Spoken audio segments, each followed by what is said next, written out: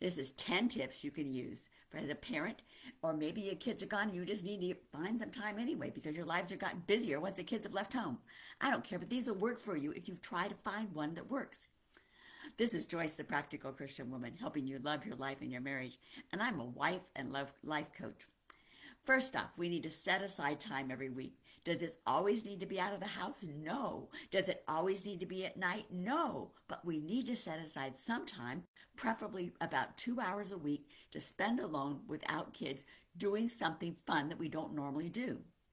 Here's when the kids are little. Take advantage of nap time, particularly on the weekends. You can have that time when they're down for a nap.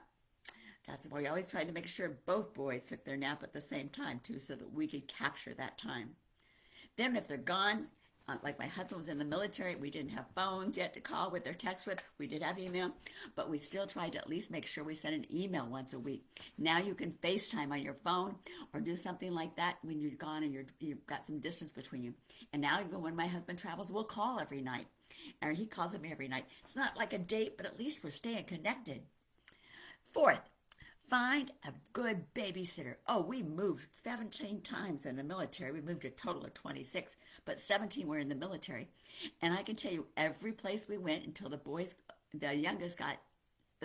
got 10. That's what it was. The oldest had to be 10 in order to stay and take care of the younger one.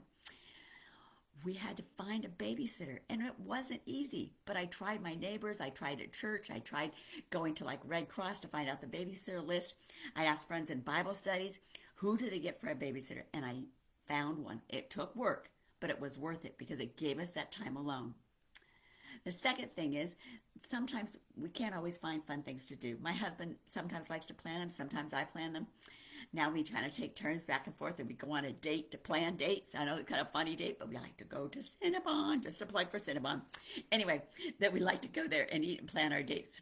So, but take turns planning and then plan ahead. We try to get 3 or 4 a month's worth of dates on the calendar. Sometimes at home, sometimes out. Sometimes it costs money. Sometimes it don't cost much. But trying to plan something in. And then don't take the guilt over leaving the kids alone. You know, something happened with this. It was really kind of exciting for me because once our boys left home, we tried to calling them. They've been newly married, maybe both of them less than 5 years when we did this. And we call up one night and we say, hey, can you talk? And they go, no, we're going on a date. I go, oh, okay. So Thursday night's not a good night to call. Nope, that's date night at this house. Called up the other one, wanted to see on a Saturday what's happening. Hey, can you talk? And no, this is our afternoon date. Can we talk another time? You know what? Our having a date actually encouraged the boys to have a date. One of the most important things we wanted to ensure when the boys were growing up, was that they knew that the relationship between mom and dad was very important. And it was what was going to hold our family together. And so that was what we did. We made sure those dates were there. And we tended, as they got a little older, to kind of like bribe them just a little bit.